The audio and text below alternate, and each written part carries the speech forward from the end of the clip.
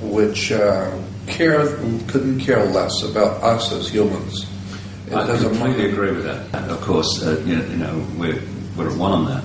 My feeling is that there are other forces.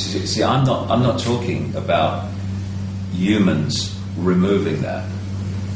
I'm talking about humans waking up to it, and some humans have come here, what we call humans, because we're just consciousness, humans just a program on this planet, have come here to play a major part in removing that, by removing its vibrational blueprint. But these other forces in the unseen are going to sort that overwhelmingly.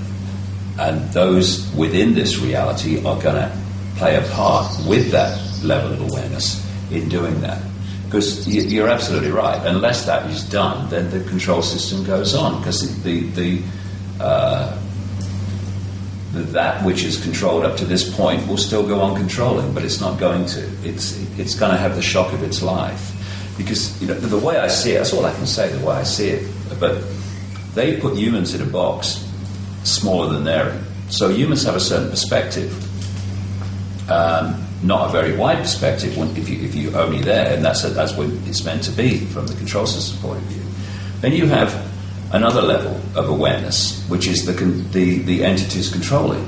And from that level of awareness, the continuation and expansion of the control system is a done deal. They actually think it's just got to play out. They think they're there. They think the game's over. But there's another level of awareness, which the control system level cannot access, which has got a whole different outcome manifesting. And this level is impacting more and more into what we call human society. And somewhere, not a lot further along this road, if you like, it's going to massively impact this tipping point I'm talking about. And the control system, which thinks it's game over, is going to have the shock of its eternity. I've been through this whole last 20 years of my conscious awakening to this, and there have been times through the 90s and whatever when I've thought, what can we do about this? Where's it leading? You can't see an answer to it. But I tell you what, I've never been so totally sure that in my lifetime it's coming down. Our kids and grandkids are not going to live in an Orwellian fascist control system. They're not. They're going to live out most of their lives in a world of potential, of expanded awareness, because as the epoch changes, it gets more and more. The truth vibrations will dominate awareness rather than the suppressed epoch we're coming out of. And they're going to live out most of their lives, young people today, especially the very young, in what we would perceive in this epoch as a paradise, a utopia. There won't be challenges, but compared with what we've come through. And we are real privileged people, and we've chosen well. When I say we, I mean everyone in the world today who wants to play a part in this, because it's just a choice. We're at the cusp of we're playing a part, and anyone can play a part in this transformation. What a wonderful thing! What a wonderful thing when we leave this body computer, this genetic spacesuit, and we go back to where we've come from in pure awareness, and we sit in the bar. And we think, job well done, I'm glad I did that. And the worst thing that can happen to us when we are making this contribution, if we allow ourselves to decode it, is someone takes us out. Now, if someone takes us out, now what happens?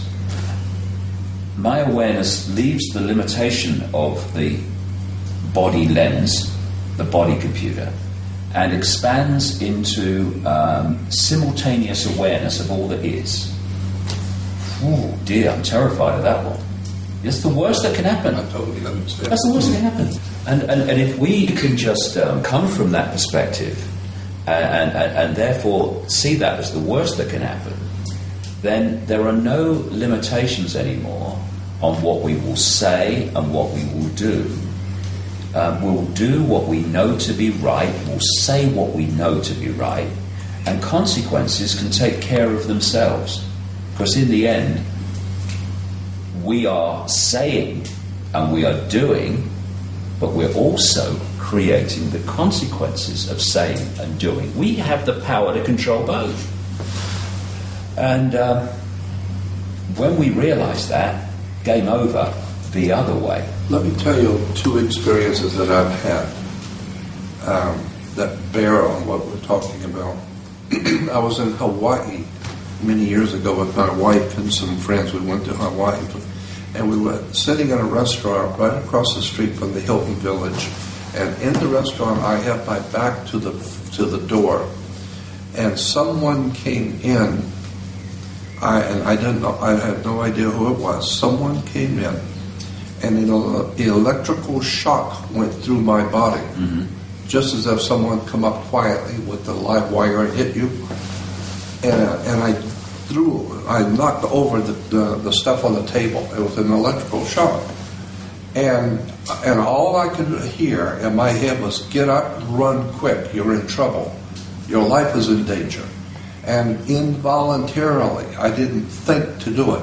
I just got up and started running, which implied somebody else was in charge of my brain and my mechanisms, because I wasn't even trying or thinking about running. I was just running. And all the time I was running across the restaurant, I could hear in the voice saying, quickly, get out of here, your life is in danger. I ran through the back door, I ran through the back lot, and there was a main street, the main boulevard, and the voice said, run across the street, quickly, run across the street. And I yelled, I can't run across the street, it's a traffic here. And this is, no one's going to harm you. Run across the street. And involuntarily, I ran across the street. I didn't even decide to do it. And as I ran across the street, it just so happened that there was no traffic for that moment. And then it said, run around the outside of the hotel. So I ran around the Hilton Village Hotel to the ocean side.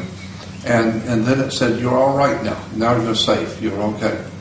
And I sat down by this little pool, and I was out of breath, and I kept thinking, what did I just do? My wife is sitting there with our friends. The stuff is all over the floor. I look like an idiot. I have no idea in the world what I just did or why.